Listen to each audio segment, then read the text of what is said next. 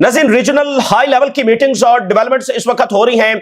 गजा के हवाले से जो सूरत हाल बन गई है और इवन लेबनान के हवाले से जो सूरत हाल वो बहुत ज्यादा जो है वो सेंसिटिव है और रेजिस्टेंस की जानिब से मीडिएटर्स और गारंटर्स को कहा गया है कि वो अपनी जिम्मेदारी जो है वो पूरी करें। दूसरी तरफ जो मागा के हाई ऑफिशियल्स हैं अमेरिका में, वो अब बहुत ज्यादा खुलकर मजीद बात कर रहे हैं कि कैसे नेतन्याहू जो है वो जंगों को मजीद आगे बढ़ा रहा है और अभी जो इजराइल ने ये हमले किए हैं उस पर भी काफी बड़ी डिबेट जब वहां पर छिड़ी हुई है। अच्छा, इसके साथ नजर एक और जंग जो है वो कहीं ना कहीं उसके खतरात अब बहुत ज्यादा बढ़ गए हैं और वो साउथ एशिया में पाकिस्तान और अफगानिस्तान के दरमियान जो सूरत हाल है वो कुछ अच्छी नहीं है। एक मुज़ाकरात हो रहे थे, वो कोलैप्स हो गए और अब पाकिस्तान ने ये कहा है, पाकिस्तान के डिफेंस मिनिस्टर ने ये कहा है कि अगर अफगानिस्तान अगर तालिबान रिजीम जो है वो पीछे ना हटी और बाज ना आई तो फिर हम तालिबान रिजीम को ऑब्लिटरेट कर देंगे, ये अल्फाज जब इस्तेमाल किए गए हैं। तो यहां पर भी कशीदगी काफी ज्यादा जब बढ़ रही है। उधर यूरोप के लिए नए क्राइसिस जब खड़े हो रहे हैं और द डिक्लाइन ऑफ यूरोप, ये तो सब बात कर ही रहे हैं, उसमें क्राइसिस दर क्राइसिस है। यूक्रेन जंग, मिडिल ईस्ट और अफ्रीका के क्राइसिस, जो सबसे बड़ी वजह है वो इमिग्रेशन है, जो इन तमाम रीजन से, मिडिल ईस्ट से, एशिया से, अफ्रीका से यूरोप की तरफ जो वो हो रही है, ये सबसे बड़ा क्राइसिस है। इलोन मस्क ने क्या कहा है? इलोन मस्क ने यह कहा है कि बर्तानिया में सिविल वॉर हो सकती है। अब ये इलोन मस्क का दावा कितना हकीकत पर मुबनी है, नहीं है, इसके खतरात हैं या नहीं है, लेकिन इलोन मस्क ने ये कहा है कि सिविल वॉर जो है वो बर्तानिया में हो सकती है। वजह क्या है? इमिग्रेशन। इमिग्रेशन ये सबसे बड़ा इशू है और वो यूक्रेन जंग की वजह से भी हो रही है। वहां से सारे यूक्रेन के लोग भी तो यूरोप आ गए हैं और अफ्रीका से भी हो रही है और मिडिल ईस्ट के जो क्राइसिस हैं, जो इजराइल की जंग है उसकी वजह से भी हो रही है और बाकी एशिया से भी हो रही है। तो ये एक बहुत बड़ी चीज है। तो यूरोप में क्या सूरत हाल है वो आपके साथ जो है वो शेयर करेंगे। और देखें जो अमेरिका में जो आप कह लें कि जिस डायरेक्शन के अंदर मामला गए हैं ना, कि इमिग्रेशन सबसे बड़ा इशू बनकर सामने आया और उसने वोटर बिहेवियर को इंपैक्ट किया, तो यही कुछ यहां यूरोप में होने जा रहा है। वो चीज वहां से यहां तक आनी ही आनी है। और अभी जो ताजा तरीन आज सर्वे सामने आया है कि फार राइट जो पार्टीज हैं वो जर्मनी में, फ्रांस में, ये बड़ी ताकतें हैं, यहां पर फार राइट पार्टीज है वो बहुत ज्यादा पॉपुलर हो रही है। तो अल्टीमेटली मौजूदा जो पार्टीज हैं उनको फार राइट पार्टीज है वो रिप्लेस करेंगे और यूरोप बिल्कुल एक नया यूरोप जब आपको नजर आएगा और उसके साथ जब वो पूरी दुनिया पर होंगे। तो इसी के साथ आज हम सूडान के ऊपर भी नाज़रीन बात करेंगे। सूडान बदकिस्मती से वहां पर एक प्रॉपर जेनोसाइड हो रही है, प्रॉपर जेनोसाइड सूडान के अंदर इस वक्त जारी है और इसका ताल्लुक इजराइल के साथ क्या है और मिडिल ईस्ट की जो गवर्नमेंट्स है जो बहुत ज्यादा इजराइल के सामने मजबूर है, सूडान की जेनोसाइड का इस बात से क्या ताल्लुक है। और अरब वर्ल्ड के अंदर एक डिवीजन इस वक्त है और वो बढ़ रही है, उसका ताल्लुक सूडान से क्या है और वहां पर जारी जेनोसाइड से क्या है, वो आपके सामने आज हम रखेंगे, डिटेल में ये भी बात करेंगे। गजा में जो इजराइल ने फुल स्केल बमिंग की, जिसके बाद सीज फायर जब उसने अनाउंस किया, उसमें 100 फलस्तीनी जब शहीद हुए। पहले तादाद 70 थी, अब जो वहां से तफसीलात सामने आ रही है 100 फलस्तीनी जब वहां पर जब शहीद हुए और पूरी गजा पट्टी में इस वक्त फ्यूनरल्स जो है वो पढ़े जा रहे हैं। Funerals across Gaza as Israeli ceasefire violations kills more than 100। अब आप देखें ना कि पहले इस तरह से फलस्तीनी शहीद हो रहे थे तो उसको ये नहीं कहा जा रहा था कि ये सीज फायर है और ये सीज फायर की वायलेशन है। अब में और पिछली सूरत हाल में फर्क सिर्फ इतना है कि इसको सीज फायर कहा जा रहा है और इसमें हम लोग को एक वायलेशन कहा जाता है, बस ये इतना फर्क है। और अब तो हम इस नतीजे पर पहुंच चुके हैं कि ये जो सीज फायर है, this is the pattern of genocide. ये भी उस जेनोसाइड के एक पैटर्न का हिस्सा है कि ठीक है, आज की दुनिया में जब मॉडर्न मीडिया है और लोगों का प्रेशर है तो एट सम पॉइंट आपको जाकर प्रेशर को डिफ्यूज करने के लिए इस तरह के सिंबॉलिक इकदाम करने हैं जिसको सीजफायर आप कहेंगे, ताकि प्रेशर जब वो डिफ्यूज हो सके। लेकिन ऑन ग्राउंड वो जो स्टारवेशन है, जो इफेक्टिव जेनोसाइड है और सिविलियंस का मरना है, देखिए बुनियादी बात सिविलियंस का मरना है वो उसी तरह से जारी है। बुनियादी बात तो ये है, तो वो उसी तरह से जारी है। तो सीज फायर भी part of the genocide pattern है, क्योंकि आपको एट द सम पॉइंट जाकर प्रेशर इतना ज्यादा हो जाता है कि उसको डिफ्यूज करने के लिए आपको सो कॉल्ड सीज फायर करना ही है। अब ये बात हमारे सामने है। Israel killed more than 100 people including 46 children. 46 बच्चे जब वो गजा के अंदर मारे गए हैं और ये नॉर्मल है, ठीक है, इतने बच्चे मारे गए हैं तो कोई बात नहीं, आगे बढ़ेंगे और ये नॉर्मल है। सीज फायर दोबारा से अनाउंस हो गया। अब मागा की जो टॉप ऑफिशियल है टेलर ग्रीनी, जो सेनेटर है और बहुत बड़ी पावरफुल वॉइस है, उन्होंने कहा, पहले स्टीव बैनन ने कहा कि नेतन्याहू को फौरी जब तब्दील किया जाए, रिजीम चेंज वहां पर किया जाए। और अब इन्होंने कहा है कि इजरायली मिलिट्री ने अनाउंस किया कि सीज फायर दोबारा से रिस्टोर हो गया है आफ्टर इट किल्ड 104 पीपल, 104 लोगों को मारने के बाद, इंक्लूडिंग 46 चिल्ड्रन। 46 चिल्ड्रन, वो दोबारा रिपीट में लिख रही हैं, are these not the war crimes? यानी अब ये बहुत बड़े ऑफिशियल्स हैं जिनकी आवाज पूरे अमेरिका में जाती है, तो अब वो खुलकर ये बात कर रहे हैं कि 46 बच्चों को और 104 लोगों को मारने के बाद वो कह रहे हैं कि सीज फायर दोबारा से अनाउंस हो गया है। तो क्या ये वॉर क्राइम्स नहीं है जो इजराइल कमिट कर रहा है? तो इतनी ओपनली बात जाना ये बहुत बड़ी बात है, ठीक है ना। ये तहरीक बहरहाल अपना असर दिखाएगी। दूसरी तरफ जो है वो कतर की स्टेटमेंट आई है, उन्होंने कहा है कि हमारा मिशन है कि जंग को मुकम्मल तौर पर एंड करना और जो कुछ शर्म शेख में एग्री हुआ था उसको मुकम्मल इंप्लीमेंट करवाना। तो इस तरह की बातें वो कर रहे हैं। बरतानिया के प्राइम मिनिस्टर ने कहा है कि हम बहुत ज्यादा कंसर्न हैं जो इजराइल हमले कर रहा है, तो कंसर्न है वो बहुत ज्यादा। कोलंबिया के जो प्रेसिडेंट है वो सऊदी अरेबिया पहुंचे हैं और एमबीएस के साथ जब मुलाकात हुई है, और इसी के साथ सऊदी अरेबिया जो है वो रीफोकस कर रहा है आर्टिफिशियल इंटेलिजेंस के ऊपर, लॉजिस्टिक्स के ऊपर और रिलीजियस टूरिज्म के ऊपर, अपनी इकोनॉमी को जो है वो मॉडर्नाइज कर रहा है। और ईरान और सऊदी अरेबिया ने हेल्थ कोऑपरेशन और ज्वाइंट इन्वेस्टमेंट को बढ़ाने के ऊपर जो है वो इत्तेफाक किया है। अच्छा, तो ये सूरत हाल होगी। अब पाकिस्तान और तालिबान, अच्छा जाहिर है कि एक वक्त में पाकिस्तान ने तालिबान को सपोर्ट किया, लेकिन जाहिर है उस वक्त की रियलिटीज और आज जो एक बिल्कुल इलॉजिकल चीज, देखिए 20 साल अफगानिस्तान में जंग रही, अमेरिका डिस्ट्रक्शन हुई, क्या कुछ हुआ, तो अब जैसे तैसे करके तालिबान आए हैं, तो उनको चाहिए कि वो अपने मुल्क के ऊपर फोकस करें बजाय कि वो उसी पैटर्न को जारी रखे कि यहां से दहशतगर्दी हमसाया मुल्कों में हो रही है और एक रिलीजियस बुनियादों के ऊपर हो रही है। तो ये, और जो देखिए पाकिस्तान में भी जो लोग हैं या कुछ तबकात है या कुछ पावर सेंटर्स हैं जो तालिबान को एक रिलीजियस गवर्नमेंट समझते हैं, तो उनको भी स्टडी करना चाहिए कि ये कोई रिलीजियस गवर्नमेंट नहीं है, बल्कि ये एक आप कह लें कि एक पुनिशमेंट है इस रीजन के लिए भी और अफगानिस्तान के लोगों के लिए भी। जिस तरह से उन्होंने खवातीन को बंद किया हुआ है घरों में और जो कुछ वो वहां पर कर रहे हैं, इससे पनाह मांगनी चाहिए, ठीक है ना। और जो लोग उनके साथ कोई मुताबिकत रखते हैं इस रिजीम के साथ, उनको जरा थोड़ा सा पढ़ लेना चाहिए और ऐसी किसी भी हुकूमत से जो पनाह मांगनी चाहिए। अब वो टॉक्स हो रही थी लेकिन वो फेल हो गई हैं, और अभी जो डिफेंस मिनिस्टर ने जो ट्वीट किया है वो काफी आप कह लें कि सूरत हाल खराब हो रही है, इससे पता ही चलता है। पाकिस्तान थ्रेटन्स टू ऑब्लिटरेट, बिल्कुल सफास्ती से मिटा देना, ऑब्लिटरेट कर देंगे तालिबान रिजीम को आफ्टर पीस टॉक्स फेल।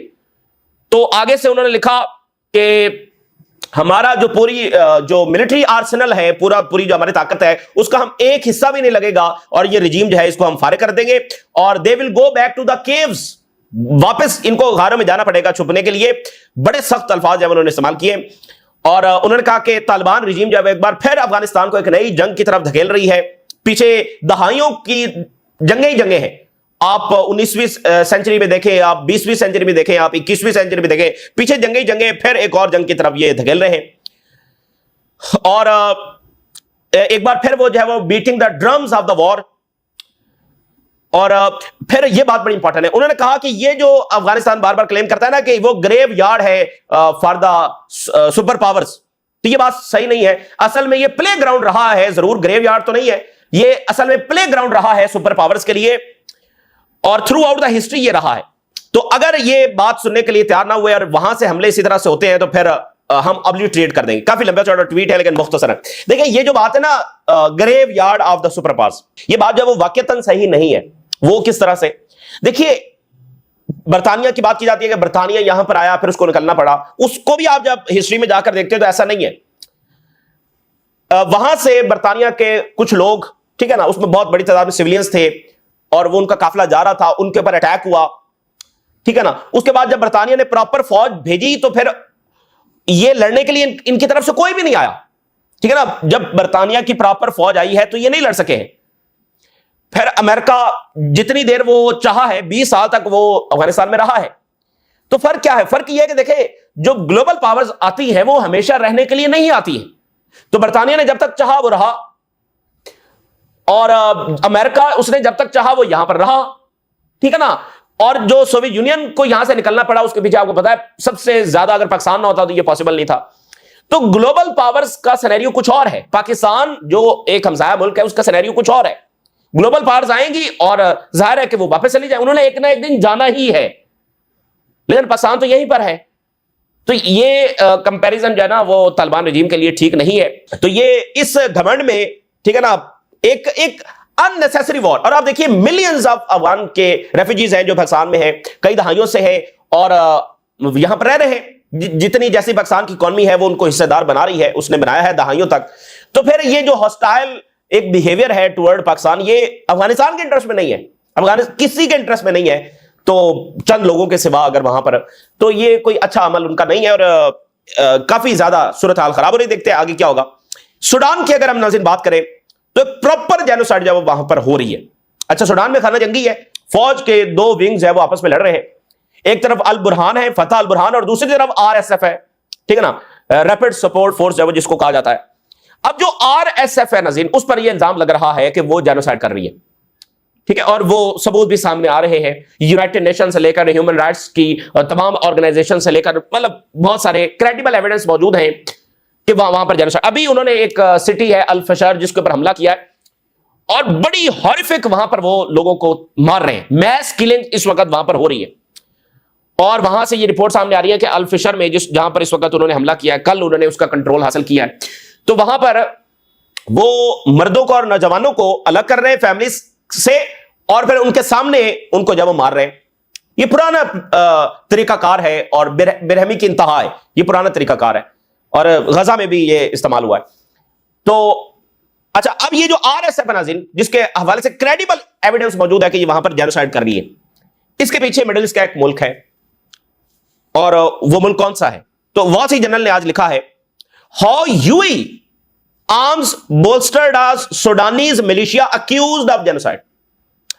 तो फतह अल बुरहान जो है उनको मिस्र, सऊदी अरेबिया और ये ममालिक जब सपोर्ट कर रहे हैं, और जो आरएसएफ है जिस पर ये इल्जाम लग रहा है उसके पीछे यूएई है। और सूडान जो है वो कुछ महीने कबल आलमी अदालत में भी जा चुका है यूएई के हवाले से ये इल्जामात लेकर। तो इल्जाम यूएई के ऊपर लग रहा है कि वो ये सारा कुछ कर रहा है और वो असला दे रहा है आरएसएफ को, जो आगे से ये कुछ कर रही है। लीबिया से, चाड से, सोमालिया से ये सारी स्मगलिंग आरएसएफ के लिए, ये असले के लिए जब हो रही है, जदीद तरीन असला, पैसा, ये सारा वो कर रहे हैं। और यूएई का इंटरेस्ट क्या है? वहां पर जो रिसोर्सेज हैं, एग्रीकल्चर लैंड है, उसमें उनका इंटरेस्ट है अकॉर्डिंग टू द रिपोर्ट्स। तो अब ये बहुत इंपॉर्टेंट बात है, देखिए, यानी इजराइल की जरूरत क्यों है? इजराइल ने एक ही असलासाज कंपनी खोली और वो मिडिल ईस्ट के इसी मुल्क के अंदर खोली है। तो जब आप ऐसी चीजों में इन्वॉल्व होते हैं तो इजराइल से अच्छा साथी आपका क्या हो सकता है? और इजराइल खुद अफ्रीका के अंदर इन्वॉल्व है, उसकी सबसे बड़ी एक्सपोर्ट्स है वो डायमंड है, और कोई भी डायमंड की कान जो है वो इजराइल में नहीं है, वो सारा अफ्रीका से आता है। तो इसलिए इनके काफी शेयर्ड आप कह लें कि इंटरेस्ट है और इसलिए काफी करीब है। तो लेकिन फड्डा उधर अरब वर्ल्ड में पड़ा हुआ है, क्योंकि वो जो है वो दूसरों फतह अल बुरहान जो है उनको सपोर्ट कर रहे हैं। अब देखिए, Arab nations condemn RSF killings in al Fasher as Egypt on high alert. अब देखिए, ये सारी चीजें कनेक्टेड हैं, जैसे नीचे सोमालिया कनेक्टेड है, इरिटेरिया की जंग, इथोपिया वो मसला चल रहा है, लीबिया साथ डिस्टेबलाइज है, दरमियान में फिर कॉन्गो, रवांडा, फिर ऊपर माली, नाइजर, बर्किनो फासो, ये सारा वहां पर जंगे हैं। तो अरब नेशंस और इजिप्ट हाई अलर्ट के ऊपर चला गया है। किसने कंडेम किया है? सऊदी अरेबिया ने कंडेम किया है आरएसएफ को, उसकी किलिंग्स को जो है वो। और मिस्र ने कहा है कि इसके बहुत बड़े कॉन्सिक्वेंसेस होंगे जो कुछ सूडान में हो रहा है। वॉशिंगटन पोस्ट ने रिपोर्ट किया है कि वीडियोस, सैटेलाइट इमेजेस और बाकी जो शवाहिद हैं वो सामने आ रहे हैं कि अल फशर में जहां पर इस वक्त हमला किया है, इससे पहले भी वो यही कुछ करते आ रहे हैं, जिस शहर पर वो हमला करते हैं वो यही कुछ कर रहे हैं। तो अभी अल फशर में यानी कल उन्होंने कंट्रोल हासिल किया है, तो पूरे शहर में उन्होंने एक किलिंग कैंपेन जो है वो शुरू की हुई है। मर्द और लड़कों को, नौजवानों को, उनकी फैमिलीज, औरतों, बच्चों से सेपरेट करके उनके सामने टॉर्चर किया जा रहा है और उनको एग्जीक्यूट किया जा रहा है, बाकायदा तौर पर मारा जा रहा है। Reports of hundreds if not thousands civilians in al Fasher being targeted and killed on ethnic grounds. Ethnic violence हो रहा है, यानी एक कौम है उसमें बहुत सारी नस्लें होती हैं, तो एथनिक बुनियादों के ऊपर एग्जीक्यूशन जब इस वक्त हो रही है, बहुत ही ब्रूटल, प्रॉपर जेनोसाइड वहां पर हो रही है। तो ये यानी सूडान का जो मामला है वो बड़ा सीरियस है, बड़ा पेनफुल है। जो वीडियोस अगर आप वहां से देखें तो बहुत ही पेनफुल है सूडान के लोगों के साथ जो इस वक्त हो रहा है। और इसका मतलब क्या, मतलब आरएसएफ जो कर रही है इसका नतीजा क्या निकलेगा? तो बहुत सारे लोग इसके अंदर जो मारे गए, सेक्सुअल वायलेंस, इसकी सारी रिपोर्ट्स है वो आ चुकी हैं। तो बड़ी उनके लिए पेनफुल जो है वो सूरत हाल है। खुद सोमालिया में यही कुछ हो रहा है, यानी एक सिविल वॉर वहां पर भी सूरत हाल है। तो अफ्रीका जो है वो एक लंबे अरसे से इस तरह भुगत रहा है, पहले कॉलोनियलिज्म और अब ये ग्रेट गेम ही की ये सारी है ना। देखिए, इतना असलहा कहां से आता है, इतनी फंडिंग कहां से आती है? तो ये जो ग्रेट पावर्स होती हैं इनकी नजर होती है रिसोर्सेज पर, तो वो आपस में उनको लड़वाती हैं। तो बड़ी पेनफुल सूरत हाल है। इसका बराह रास्त ताल्लुक इजराइल से है, और मिडिल ईस्ट की गवर्नमेंट जो इजराइल के साथ बहुत ज्यादा ताल्लुक रखती है, हर चीज को ऊपर डालते हुए, तो उसकी ये वजह है ऐसे प्रोजेक्ट्स में वो मिलकर जब वो इन्वॉल्व है। Elon Musk, civil war in Britain is inevitable, just a question of when. Elon Musk कह रहे हैं, देखें हमारी कोई प्रेडिक्शन नहीं है, सिविल वॉर ब्रिटानिया में नागुजीर है, सवाल यह कि कब होगी, यह नहीं कि होगी या नहीं होगी, कब होगी। तो सबसे बड़ी रीजन और सबसे बड़ी वजह वो ये बयान कर रहे हैं कि जो इमिग्रेशन हो रही है, ये सबसे बड़ी वजह है। तो इलोन मस्क पहले भी चीजों को एग्जैजरेट करते रहते हैं, तो ये भी एक एग्जैजरेशन हो सकती है, ऐसी कोई इमीडिएट रिपोर्ट्स वहां से नहीं है, लेकिन बहुत ही गंभीर मसला बन रहा है इमिग्रेशन। और जाहिर है कि जब इलोन मस्क बात को इतनी हद तक ले गए हैं, तो इसका मतलब कि चीजों को मजीद एग्जैजरेट जो है वो किया जाएगा कि इस तरह मामला जा रहे हैं, खतरात हैं। लेकिन एक सवेयर इशू जो है वो अब बरतानिया और यूरोपीय यूनियन के लिए बन चुका है। अब इससे वो कैसे निपटते हैं। और आप देखिए जर्मनी में जनाबे अली जो AfD है, जिसको इन्होंने बैन किया हुआ है, वो AfD जब सबसे ज्यादा लीड कर रही है। AfD dominating polls in Germany, और जब वो AfD को भी इलोन मस्क जब सपोर्ट करते हैं, और जो बरतानिया का जो फार राइट है, जो एंटी इमिग्रेशन, उसको भी इलोन मस्क जब सपोर्ट करते हैं।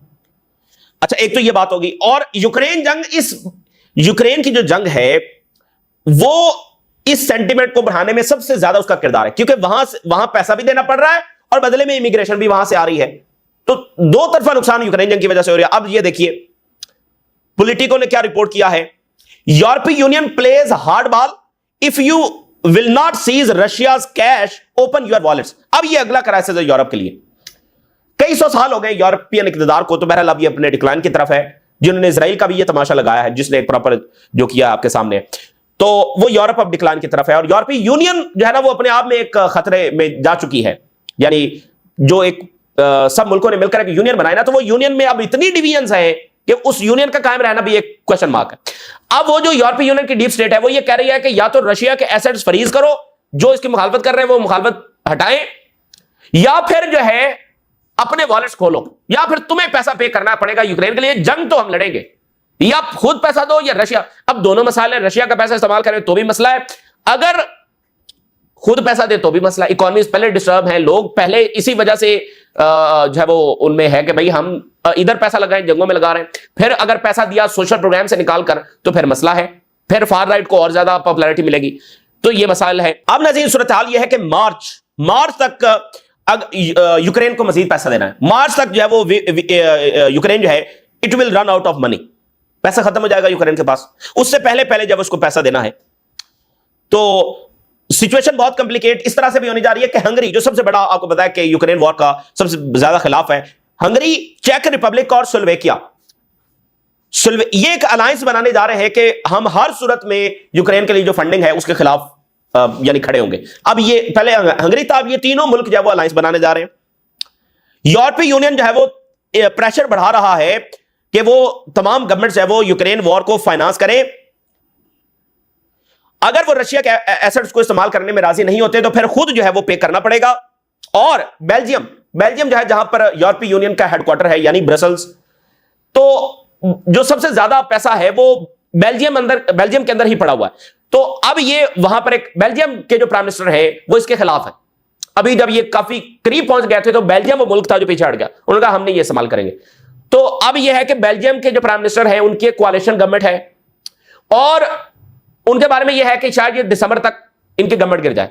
यानी अब बेल्जियम जैसे मुल्क में, जहां पर ब्रसल है और यूरोपीय यूनियन हेडक्वार्टर, वो यहां पर ये स्कीमें लड़ा रहे हैं कि भाई यहां पर ही हुकूमत गिर जाए। ये ना देखें ना, यूक्रेन की जंग जो है वो हुकूमतें गिराने खुद यूरोप के अंदर, और क्या क्या कुछ हो रहा है, इलेक्शंस की रिगिंग हो रही है, सारा कुछ हो रहा है। तो वो चले जाते हैं, तो नए जो प्राइम मिनिस्टर आएंगे वो इसको जब सपोर्ट करेंगे। तो इस तरह की सूरत हाल जब वो वहां पर पैदा हो चुकी है। Hungary plans anti Ukraine bloc with चेक and Slovakia, anti Ukraine bloc जब वो बना रहे हैं। और इसके साथ एक और बहुत बड़ा वाकया हुआ है नाज़रीन, और वो ये है, अमेरिका ने आज जो ईस्टर्न फ्लैंक है वहां से 3000 फौजें निकाली हैं। यानी ये ईस्टर्न फ्लैंक जो टर्म है वो इस्तेमाल होती है, यानी जो रशिया, जो ईस्टर्न यूरोप है, ठीक है ना, तो वहां से रशिया कहता है कि भाई नेटो अपनी फौजें निकाले। तो आज अमेरिका ने वहां से अपनी फौजें जब निकाली हैं, ये बहुत बड़ी बात है। इसका मतलब यह है कि रशिया और अमेरिका के दरमियान कहीं ना कहीं अंडरस्टैंडिंग है। और इससे एक और बात आज साबित हो गई है, अमेरिका कभी रशिया से बराह रास्त जंग करने नहीं जा रहा है, वो प्रॉक्सी वॉर करेगा। और प्रॉक्सी वॉर में भी अगर जब तक ट्रंप और ये पॉलिसी जारी है, वो भी ये होगा कि वो यूक्रेन को असला नहीं देंगे, वो यूरोप को असला देंगे कि यूक्रेन को दे, पैसे हमें पे करें। पहले तो यूक्रेन को पैसे असला दे रहे थे ना, पैसे भी दे रहे थे। अब वो क्या, इससे भी अगली प्रॉक्सी वॉर है कि यूरोप को असला बेचेंगे, यूरोप आगे देगा, तो यूरोप का दो तरफा भुरकस जब निकलेगा। इसके साथ वैसे ये एक आखिरी बात, एक थ्योरी है जो एग्जिस्ट कर रही है, वैसे ही इस पर डिबेट जारी है। देखिए, अमेरिका सुपर पावर कब बना? अमेरिका से पहले तो यूरोप सुपर पावर था ना, बर्तानिया, फ्रांस, ये सारे मुल्क जब सुपर पावर थे। तो कैसे बना अमेरिका सुपर पावर? यूरोप एक के बाद एक 20 सालों के अंदर वो 2 आर्मी जंगों के अंदर गया।